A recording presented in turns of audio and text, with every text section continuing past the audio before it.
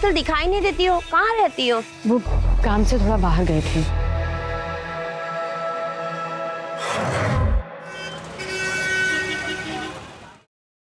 Hello. हाँ हाँ, हम समझ गए, आते हैं अभी। हाँ आते हैं।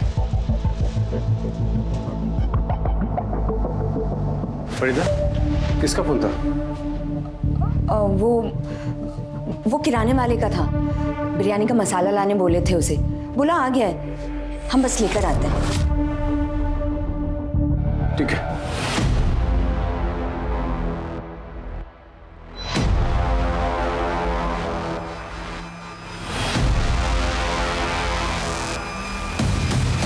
नमस्कार, मैं दिव्यांका त्रिपाठी दहिया स्वागत करती हूँ आपका क्राइम पेट्रोल सतर्क विमेन अगेंस्ट क्राइम के आज के एक और सच्चे एपिसोड में। आजकल बहुत आसान है किसी को एंटी नेशनल, देशद्रोही, आतंकवादी कहकर बदनाम करना।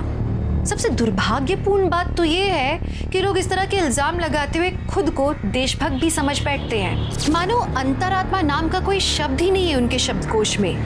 लेकिन जो लोग भेड़ चाल में उनके साथ जुड़ जाते हैं, उनकी सूझबूझ का क्या?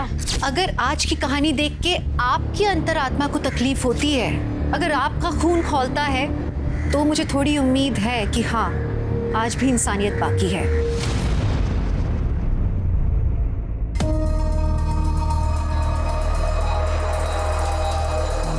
आ गई हीरोइन। पता नहीं कहाँ से आती है और कहाँ जाती है।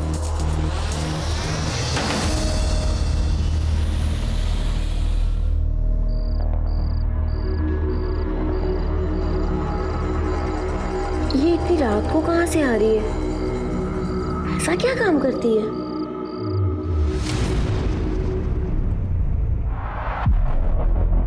अरे आजकल दिखाई नहीं देती हो, कहाँ रहती हो? वो काम से थोड़ा बाहर गए थे।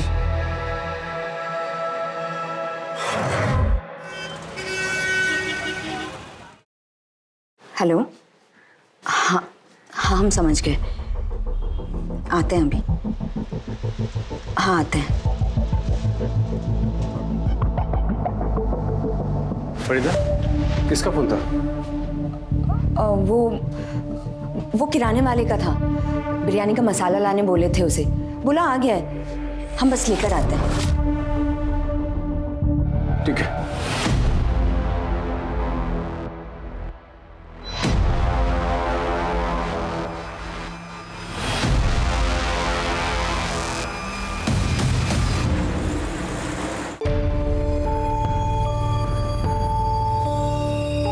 अरे बाहर जा रही हो क्या काम से? फिर सुनना, ये वही आदमी है ना जो इसको लेने और छोड़ने आता है? नवरा है क्या तिचा? अरे पति होता तो साथ में नहीं रहता क्या? पता नहीं क्या है, शहर से बाहर जाना तो एक बहाना है। करती होगी।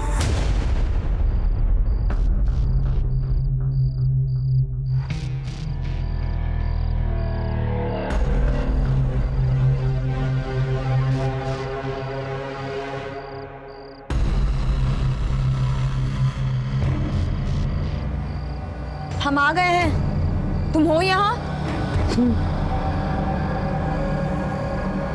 ये लो, अपना ख्याल रखना। खुदा हाफिज।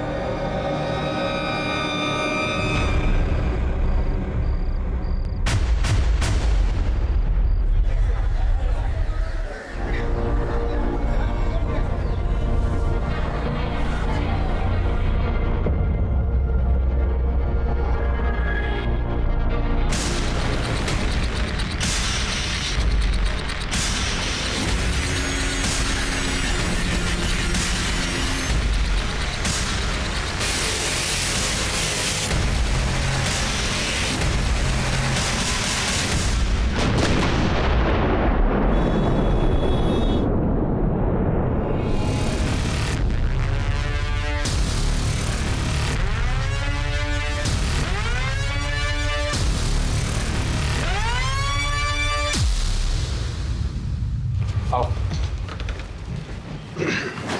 आमना, रियाज, ये देखो अम्मी तुम्हारे लिए क्या लाई है। मिठाई। तुम्हें पसंद है ना? हमें भी लड्डू खिलाइए।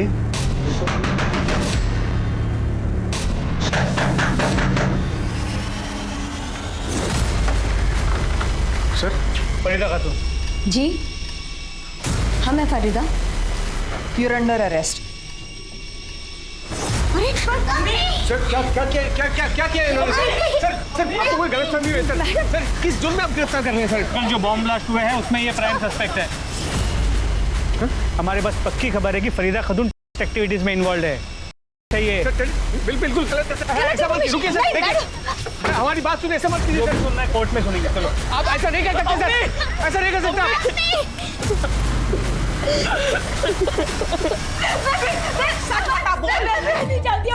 सर हम आपके हाथ जोड़ते हैं सर। सर फरीदा बेकसूर है सर, ये आप क्या कर रहे हैं सर?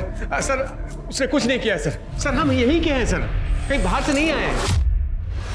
15 साल पहले हमारा निकाह हुआ था फरीदा से। देखिए सर ये हमारे पास पेपर्स भी है, मैरिज सर्टिफिकेट, वोटर्स कार्ड, आधार कार्ड और ये पैन कार्ड सब है हमारे पास। आपको कोई गलतफहमी हुई है सर? हमें कोई गलतफहमी नहीं हुई है। इंटेलिजेंस गलत नहीं हो सकती। पर ये क्या आई कार्ड और पेपर्स दिखा रहे हो जो फरीदा ने फेक बनवाए? अगर तुम उसके पति हो भी ना तो इतना समझ लो, फरीदा बॉम्ब ब्लास्ट में इन्वॉल्व है। सर वो बेचारी तो झारखंड से बाहर किसी को जानती तक नहीं है। मंसूर, तुम्हारी जानकारी के लिए बता दूं कि फरीदा का फ्लैट है जिसकी तलाशी लेने पर पता चला कि पूरा मटेरियल से भरा पड़ा है। उसके पास इतना अकल का ये सब कुछ करे सर? आप हमारी बात का यकीन कीजिए, एक बार आप कागजात तो देखिए सर। देखिए कागजात देखिए, आपको यकीन हो जाएगा कि हम सच बोल रहे हैं सर। देखिए ठीक है, इसकी जांच करेंगे, अगर असली निकले तो सोचा जाएगा। जब तक आप कागजात जांच करेंगे तब तक रिहा कर दीजिए फरीदा को। उसके बाद हम आपको। तुम्हें समझ में आ रहा है हम क्या कह रहे हैं? किस केस में इन्वॉल्व है वो? देखिए हमारी बात का यकीन मानिए, हमको एक बार बड़े साहब से बात करने दीजिए, वो हमारी बात समझेगा। बड़े साहब यहाँ नहीं है, बाहर गए हुए हैं ट्रेनिंग पर, जल्दी वापस नहीं आएंगे। अब यहाँ से जाइए, हमें हमारा काम करने दीजिए। हाँ सर, मंसूर भाई और फरीदा भाभी तो दोनों अच्छे लोग हैं। कितने साल से देख रहा हूँ, कभी किसी से झगड़ा तक नहीं किए। फरीदा बेचारी घर गृहस्थी संभालने वाली सीधी सादी औरत है। ये सब क्या तमाशा हो रहा है, कुछ समझ में नहीं आ रहा है। क्या बताएं क्या है। एक रात तो हम खुद उसको चुपके से दबे पांव बाहर जाते हुए देखे थे। कहाँ गई थी कुछ पता है? उस शहर के बाहर गोल मैदान है ना, उस रात को फरीदा को हमारे पति ने मैदान के पीछे जाते हुए देखा था। गोल मैदान क्यों गई थी बता, बोल।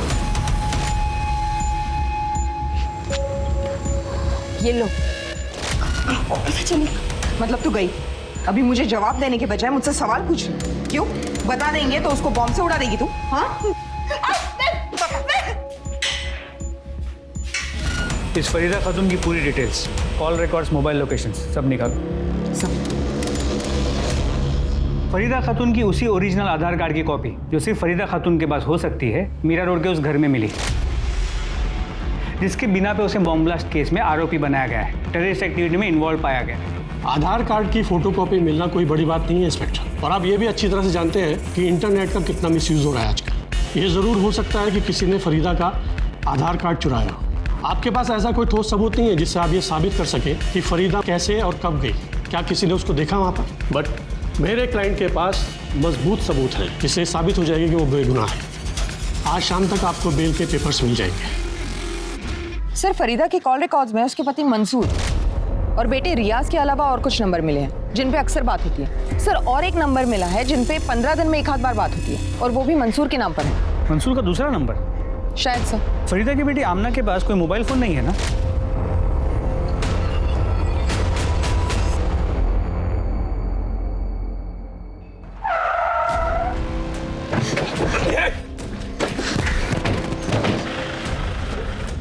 कौन हो आप लोग? हमें जाने दो ना। करता देखो, हमको अटका रही है। सर, फरीदा की मोबाइल लोकेशन से ज्यादा कुछ हाथ नहीं लगा है, क्योंकि उसका लोकेशन अक्सर उसके घर का या उसके आसपास के एरिया का था। शायद एक आध बार शहर के बाहर गई हो, लेकिन वो भी गोल मैदान जैसी जगह पर। और ऐसी जगह जाना कोई अजीब बात है नहीं, क्योंकि मार्केट, स्कूल सब वही है। हो सकता है फरीदा ने जानबूझकर ऐसी जगह सिलेक्ट की हो जिस पे कोई शक ना करे। हो सकता है ये सब कुछ उसके ट्रेनिंग का हिस्सा हो। बाहर निकालो, चलो। फरीदा, दरवाजा खोलो फरीदा, दरवाजा खोलो फरीदा। क्या कर रही हो फरीदा? दरवाजा खोलो।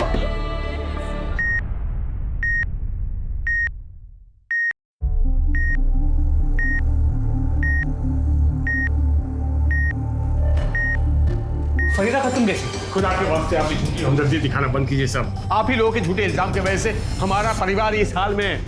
मंसूर जी, हमारी आपसे कोई निजी दुश्मनी नहीं है, हम सिर्फ अपना काम कर रहे हैं और आपकी हिफाजत भी हमारा काम है। इसलिए आज के बाद से 2 कांस्टेबल हमेशा आपके घर के बाहर रहेंगे ताकि आज जो हुआ है वापस ना हो। नहीं नहीं, हमें आज रात ही मिलना होगा। जैसे हालात हैं, कल का कोई भरोसा नहीं। सर हमारी बीवी फरीदा और हमारी बेटी अमना सुबह से गायब है सर। पूरा घर ढूंढा पर वो लोग कहीं नहीं मिले सर। हम आपके हाथ जोड़ते हैं सर, उनको ढूंढ लीजिए सर प्लीज। आपने उन दोनों को आखिरी बार कब देखा? सर जब हम सोने गए थे कमरे में तब देखा था। जब सुबह आँख खुली तो फरीदा रूम में नहीं थी सर, और हमको लगा कि घर के कामकाज में लगी होगी। फिर पूरा घर ढूंढा तो पता चला कि फरीदा ही नहीं, बेटी भी गायब है सर अमना। आपने फरीदा का फ़ोन चेक किया? अपने साथ ले गई है या घर पे रखा है? लगता है ले गई होगी, क्योंकि घर में हमें फ़ोन नहीं मिला और हमने फ़ोन लगाया भी, फ़ोन बंद आ रहा है सर। सिंह, इनकी कंप्लेंट इमीडिएटली लिखवा लो। आप इनके साथ जाइए।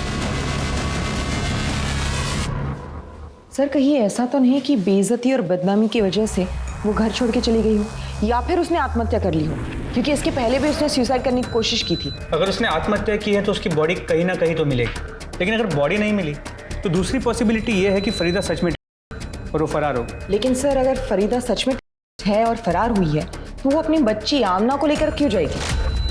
फरीदा के फ़ोन के पिछले 1 महीने के कॉल रिकॉर्ड से मोबाइल लोकेशंस निकालो, हो सकता है उससे कुछ हेल्प हो जाए। सब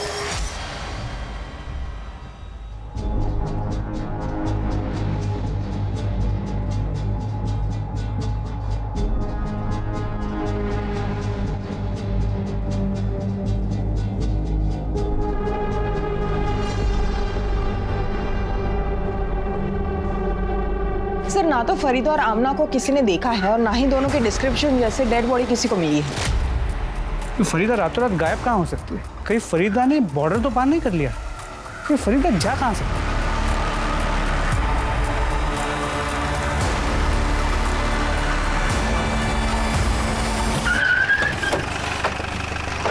वेलकम बैक सर। ट्रेनिंग कैसी रही?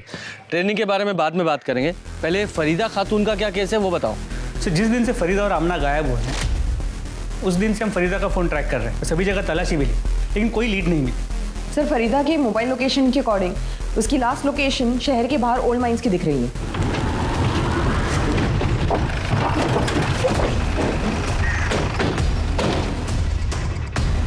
यहाँ से क्या लीड मिलेगी? कैसे? हेलो, कहाँ पर? ठीक है, हम आते हैं। सर, यहाँ से कुछ ही दूरी पे एक बच्ची की डेड बॉडी मिली। आमना? सर, ये तो आमना है। लगता है चाकू से मारा गया है। सिंह, आसपास मर्डर वेपन चेक करो। सर। पूजा, तुम्हें क्या लगता है ये आमना को कौन मार सकता है? फरीदा? सर, मुमकिन तो है। ये हो सकता है कि फरीदा भागने की कोशिश कर रही थी, आमना ने उसे देख लिया, उसका पीछा किया, शायद उसके साथ जाने की जिद भी की। फरीदा उसे साथ में ले नहीं जा सकती थी, इसलिए मार दी। तुम्हारा मतलब है कि बेटी माँ पे बोझ बन सकती थी इसलिए मार दिया। और मान लो फरीदा ने नहीं मारा तो फिर ऐसा कौन है जिसने इसे मारा हो और क्यों? सर, आसपास का पूरा एरिया चेक किया पर मर्डर वेपन नहीं मिला। सर, देखने में तो जैसे कुछ लग नहीं रहा है, लेकिन पेट में चाकू से कई वार किए गए, शायद उसकी वजह से उसकी मौत हुई। बाकी पूरी बॉडी पर कोई निशान नहीं है। सर, आमना के हाथों के नाखून में स्किन जमा हुआ। इसका मतलब आमना ने खुद को बचाने के लिए कातिल पे अटैक किया होगा और उसी कोशिश में उसके हाथ के नाखूनों में उसकी स्किन फंस गई। काम करो, ये जो आमना के नाखूनों में स्किन है इसे DNA टेस्ट के लिए भेजो और इसकी फैमिली को बुलाओ, आइडेंटिफाई कराओ और पोस्टमार्टम के लिए भेजो। सब फरीदा को बीमार दिए होंगे ये लोग, नकली देशभक्त बने फिरते हैं, दूसरों की बहन बेटी की इज्जत उछालना, को जान से मार देना अपना हक मानते हैं। झूठी देशभक्ति के नाम पर मासूम लोग पर जुल्म करते, मार दिए बच्ची को साहब। ये सूर्य कुमार उसका आदमी लोग सब हमारी बच्चियां। ये जो कुछ भी बोल रहा है सच बोल रहा है? ये सब कुछ हुआ है इसकी फैमिली के साथ, वो भी देशभक्ति के नाम पर? जी सर, एक्चुअली सूर्य कुमार नाम के एक लोकल आदमी और उसके लोगों ने इसकी पूरी फैमिली को बहुत तकलीफ दी है। अरे कौन है सूर्य कुमार और तुमने उसके अगेंस्ट कोई एक्शन क्यों नहीं लिया? इस सूर्य कुमार को उठाओ, आज ही इसका सूर्यास्त करते हैं। देखिए, हम अपना पर्सनल स्वार्थ के लिए कुछ नहीं किए, हम जो भी किए देश के लिए किए। अपनी गिरी हुई हरकतों और सड़ी हुई सोच को देशभक्ति के नाम पे मत छुपा। कानून हाथ में लेता है अपने, है कौन तू? कौन है? हे दरोगा, देखो हम बोल दे रहे हैं, हम पर हाथ मत उठाना वरना। उठाया हाथ, अभी लात भी चलेंगी और डंडे भी। क्या करेगा तू? क्या करेगा? क्यों मुंह काला करेगा उस बच्ची की तरह? रियाज की तरह सर फोड़ेगा? फरीदा की तरह बेइज्जत करेगा? क्या करेगा? बोल, आमना को क्यों मारा था? बोल। देखिए, विश्वास कीजिए हमारा, आप बाकी सब जो बोले माने वो सब सही है, लेकिन हम किसी का मर्डर नहीं किए हैं। नहीं मारा तुमने। शर्मा, इसकी सारी डिटेल्स मुझे चाहिए। इसके कॉल रिकॉर्ड्स, इसकी मोबाइल लोकेशंस, छोटी से छोटी हर चीज। पहले ही केस में इतनी कॉम्प्लिकेशंस है और बढ़ती ही जा रही हैं। समझ में नहीं आ रहा है। इसे सॉल्व करने के लिए इसे शुरू से देखते हैं। बम ब्लास्ट में फरीदा खातून इन्वॉल्व थी, ये इन्फॉर्मेशन कहाँ से मिली?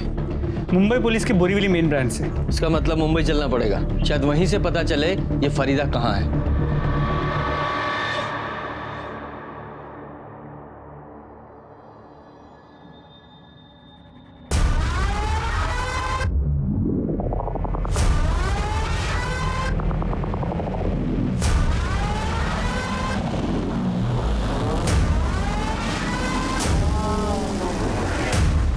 बॉम्ब ब्लास्ट 10 तारीख को शाम को 4 बजे हुआ।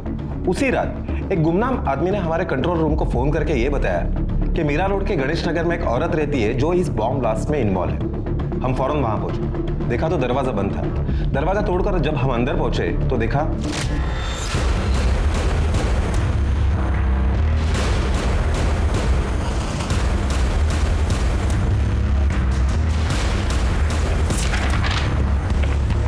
फरीदा खातून, हजारीबाग, झारखंड।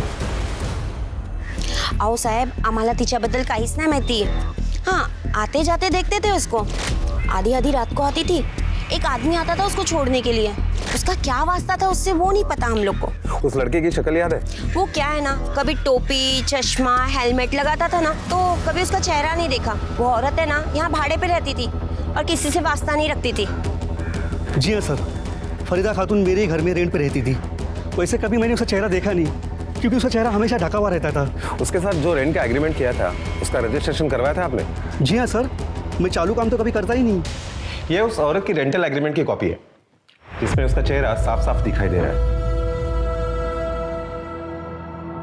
इन्हीं सब इंफॉर्मेशन के बेसिस पर हमने फरीदा खातून के नाम पर अलर्ट जारी करवाया, जिसे आप लोगों ने भी कंफर्म किया। हमें लगता है कि बॉम्ब ब्लास्ट करने के बाद वो तुरंत झारखंड भाग गई। देखिए सर, हम ये नहीं कहते कि आपकी इन्वेस्टिगेशन गलत है, लेकिन इससे सिर्फ इतना प्रूव होता है कि जिस औरत ने वो घर रेंट पे लिया था वो फरीदा खातून थी। लेकिन हमारी इन्वेस्टिगेशन में ये बात सामने आई है कि फरीदा कभी झारखंड के बाहर गई ही नहीं और फिलहाल गायब। गायब? कहाँ गई वो? IDs madam, IDs IDs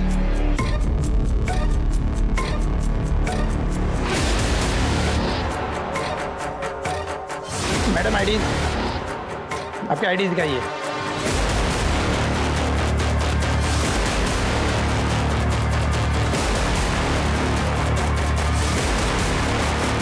Farida Khatoon, you are under arrest. Mumbai में तो कुछ नहीं मिला, अब फरीदा को यहीं तलाश करना पड़ेगा। जी सर। और सर, आमना की पोस्टमार्टम रिपोर्ट से ये पता चला है आमना की मौत 14 अक्टूबर की रात 12:30 से 3 बजे के बीच एक्सेसिव ब्लीडिंग की वजह से हुई। सर, ब्लीडिंग की वजह वो मल्टीपल स्टैबिंग के वुंड्स ही है। जिस रात फरीदा और आमना गायब हुई उसी रात आमना का मर्डर हो गया। ये आमना के नाखूनों में फंसी जो स्किन थी उसकी डीएनए रिपोर्ट आई? सर, अब तक नहीं, लेकिन जल्दी आ जाएगी। ये आमना की तो डेड बॉडी मिल गई, लेकिन फरीदा कहाँ है ये नहीं मिल रही है। सर फरीदा पकड़ी गई है, टीवी पे लाइव दिखा रहे हैं।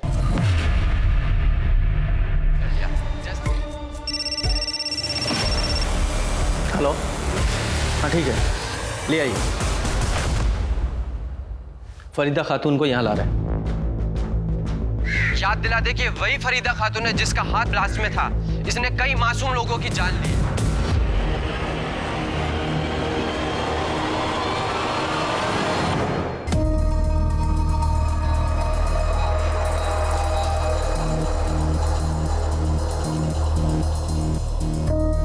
कौन हो? तुम तो फरीदा खातून नहीं हो। सर यही बात तो मैं कब से इन लोगों को बताने की कोशिश कर रही हूँ, पर कोई मेरी बात सुन ही नहीं रहा है।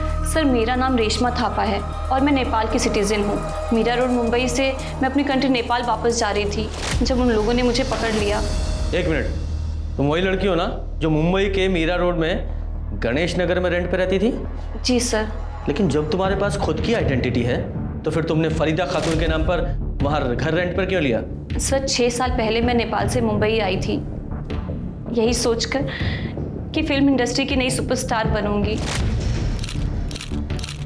फिर सर मेरे ओरिजिनल डॉक्यूमेंट्स चोरी हो गए और बिना अपने डॉक्यूमेंट्स के किसी दूसरे देश में रहना मुश्किल था, पर मैं बिना कुछ बने बिना कुछ किए वापस नहीं जाना चाहती थी। इसीलिए मैं अपने ओरिजिनल डॉक्यूमेंट्स की रिपोर्ट लिखवाने के लिए पुलिस स्टेशन गई, जहां मैं मिलिंद धोत्रे से मिली। सर उसने मुझे मिलने के लिए होटल में बुलाया। रेशमा, तुम टेंशन क्यों ले रही हो? मैंने कहा ना, बी कंफर्टेबल। और सर ये पहली बार था जब उसने मुझे मदद करने के बहाने से बुलाया और मेरी ड्रिंक में कुछ मिला के मुझे बेहोश कर दिया और मेरी बेहोशी का फायदा उठा किया और सर उसकी वीडियो बनाई और बाद में मुझे ब्लैकमेल करता रहा और फिर ये सिलसिला चलता रहा। उसका जब मन करता, जहां मन करता वो मुझे बुलाता था। सर उसी ने मुझे फरीदा खातून नाम की एक लेडी का आधार कार्ड दिया, उस पर फोटो मेरी लगी थी सर। उसी आधार कार्ड के बेस पे वो मुझे रेंट पे घर दिलाया करता था। सर मुझे अपनी असली आइडेंटिटी छुपानी पड़ती थी, इसीलिए मैं हमेशा किसी से बातचीत नहीं करती थी।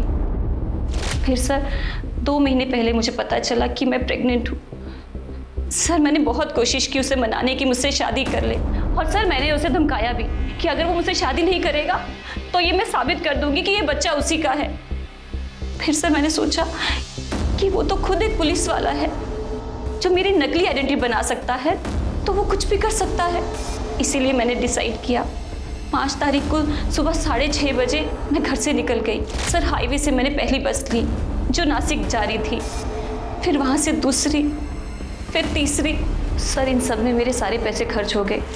फिर मैंने अपनी ज्वेलरी बेच दी। तो सर मैंने डिसाइड कर लिया कि मैं नेपाल चली जाऊँगी।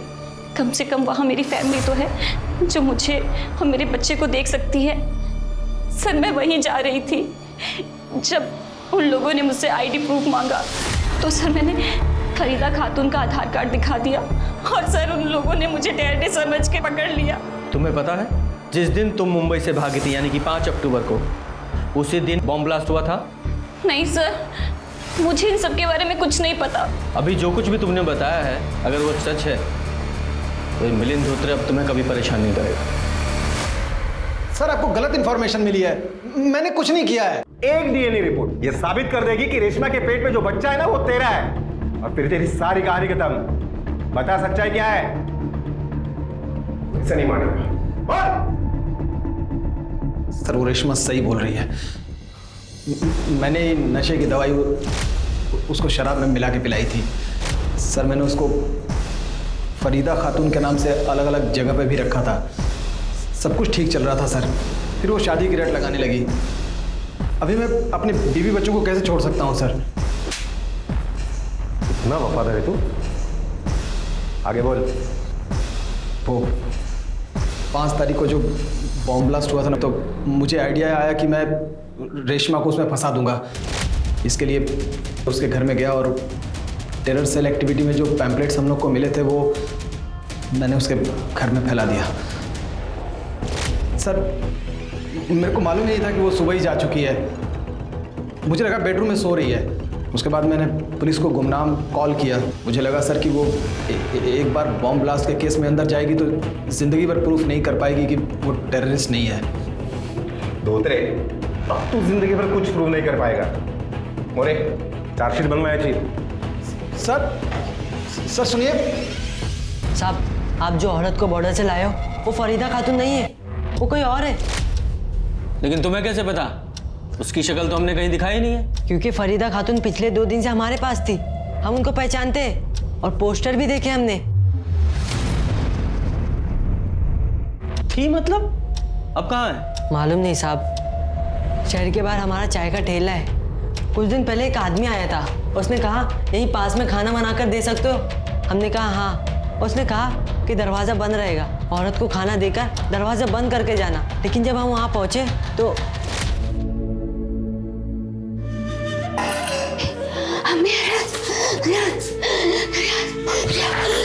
खाना रखा है, खा लेना। हम 3 दिन तक उसको खाना देते रहे, लेकिन उस औरत की हालत बिगड़ती जा रही थी और हम समझ गए वो आदमी उसके साथ गलत कर रहा है। और हमको रियाज बोलती थी और एक बात बड़बड़ाती रहती थी कि आमना को मार दिया, आमना को मार दिया। उसकी हालत हमसे देखी नहीं जा रही थी, इसलिए हम 2 दिन पहले उस औरत के पास गए और ये लो 100 रुपया, इतना ही है मेरे पास, इसे ले लो और यहाँ से भाग जाओ, नहीं तो एक दिन ऐसे ही मर जाओगी। चलो चलो यहाँ से चलो।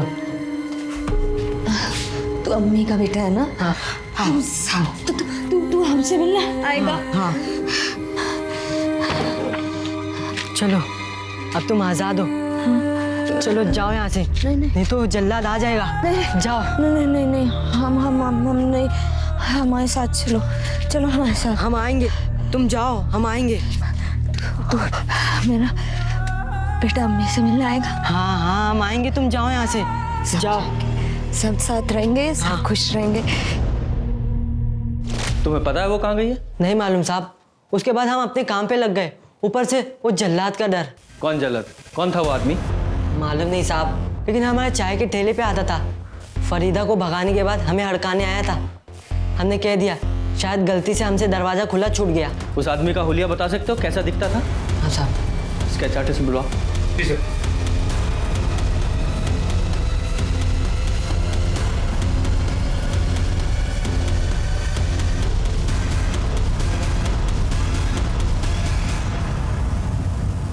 पक्का यही आदमी था? हाँ साहब यही था, और माथे पे एक लाल टीका भी था। तेरा ही आदमी है ना ये?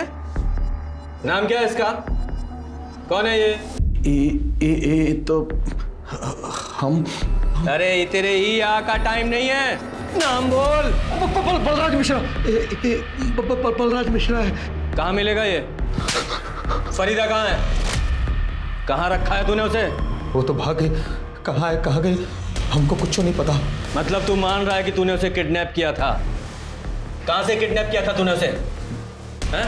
कहाँ रखा था? सर एक रात हम घर जा रहे थे।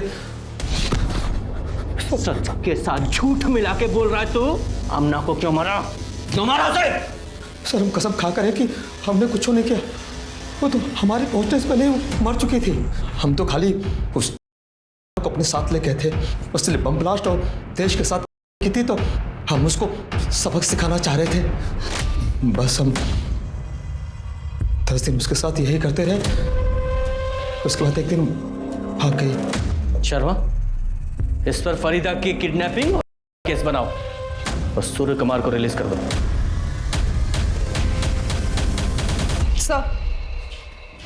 सर एक इन्फॉर्मेशन मिली है, मंसूर के घर में उसके साथ कोई और औरत रह रही है। कौन? सर ये तो कह नहीं सकते, किसी ने उसका चेहरा नहीं देखा है। कहीं वो फरीदा तो नहीं है?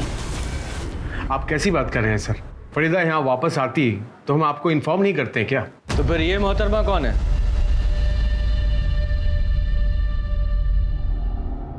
सर ये हमारी पहली बीवी जीनत है।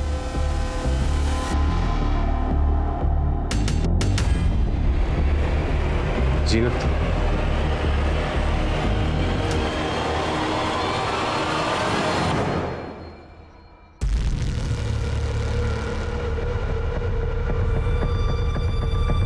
सर 15 साल पहले हम जीनत को तलाक दे दिए थे क्योंकि ये कंसीव नहीं कर सकती थी और हमें अपनी औलाद चाहिए थी, इसलिए हमने फरीदा से निकाह कर लिया।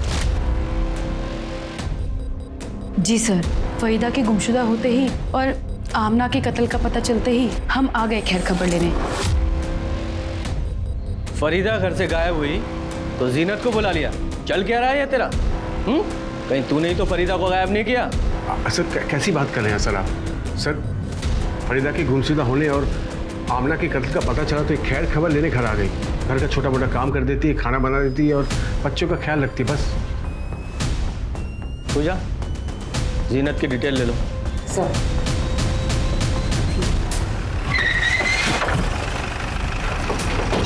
सर चाकू से पेट पे अनगिनत वार किए गए। जिसने भी फरीदा को मारा है उसने ये कंफर्म किया कि वो बचेगी नहीं। सर इस तरफ। इसका मर्डर भी ठीक उसी तरह हुआ है जिस तरह से आमना का। ये दमयंती है, मंदिर के बाहर भीख मांग के अपना गुजारा करती है। सबका कहना यह है कि फरीदा सिर्फ इनके साथ ही बात करती थी। फरीदा के बारे में आप कुछ बता सकती हैं? ये कुछ दिन पहले ही यहाँ आई थी, मंदिर की सीढ़ियों पर बैठकर भीख मांगा करती थी। साहब यहाँ के लोकल गुंडे हैं ना, उसको उतना ही पैसा रहने देते थे कि वो पेट भर के खा सके। कभी कुछ नहीं बोलती थी साहब, बस खामोश रहा करती थी। कभी कभी बड़बड़ाती रहती थी कि आमला को मार डाला, आमला को मार डाला। वो रियाज को याद करती रहती थी। हमने पूछा भी, 2 दिन पहले अचानक उसने कहा कि मुझे फोन करना है। किसको फोन किया था उसने? मुझे तो पता नहीं। अच्छा, आप बता सकती हैं कौन था वो आदमी जिसके फोन से फरीदा ने कॉल किया था? नहीं, मैं तो नहीं जानती हूँ साहब। फरीदा ने किसके फोन से कॉल किया था मुझे क्या पता। हजारों श्रद्धालु आते जाते रहते हैं यहाँ पे। शर्मा, मंसूर से बॉडी आइडेंटिफाई करा के पोस्टमार्टम के लिए भेजो। सर।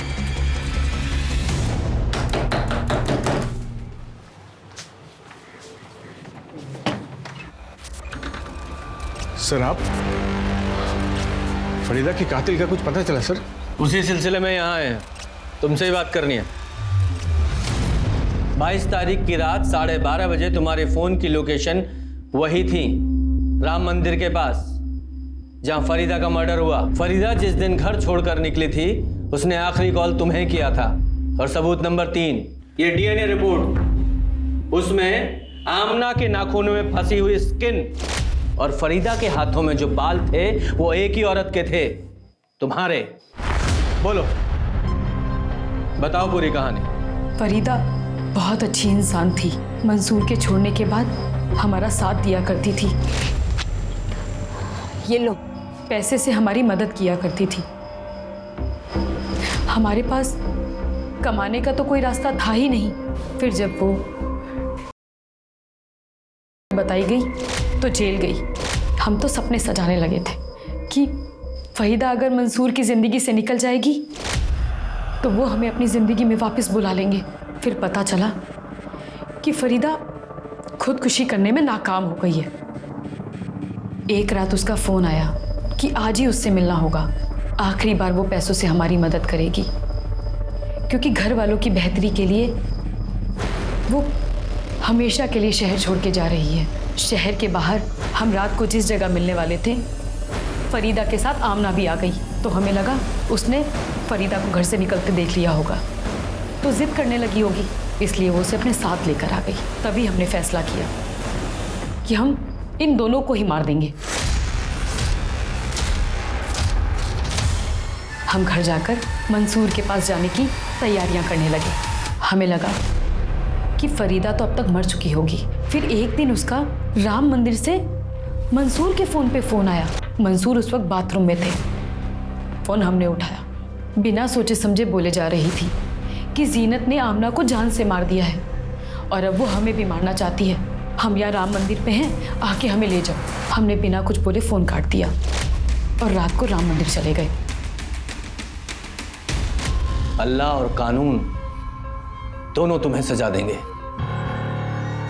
देशभक्ति दुनिया के हर इंसान के रगों में दौड़ती है, चाहे वो किसी भी देश का इंसान क्यों ना हो। पर इसका मतलब ये नहीं है कि गला फाड़ के चिल्लाना, दूसरों को गालियां देना ठीक है। आपको गाली देने का लाइसेंस कोई नहीं देता।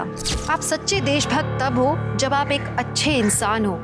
जब इंसानियत से भटकने लगो तो जरूरी है कि सिर्फ दूसरों को नहीं, पहले खुद को संभालो। इसी के साथ मैं दिव्यांका त्रिपाठी दहिया अब लेती हूँ आपसे विदा। फिर मिलूंगी एक नए केस के साथ। तब तक देखते रहिए क्राइम पेट्रोल सतर्क, विमेन अगेंस्ट क्राइम। एक औरत पर वार, अब हर औरत का भार। जय हिंद।